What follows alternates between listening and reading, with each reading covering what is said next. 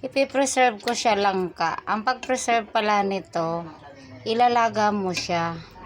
Tapos, kaya malambot na siya, ida-dry lang. Kahit sa ano lang, i-dry mo lang na walang tubig. Tapos, ilagay sa freezer.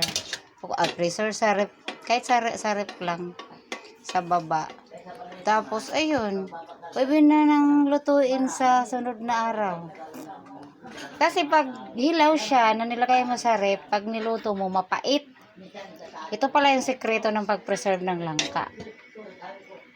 Ganito pala. Thank you sa nagturo sa aking mother. Mother Earth. Ang galing niya eh. Maraming alam yan sa pag-preserve. Kasi, mahilig siya mag-preserve ng mga pagkain. Para, iba talaga pag mga sinaunang tao. Maraming alam.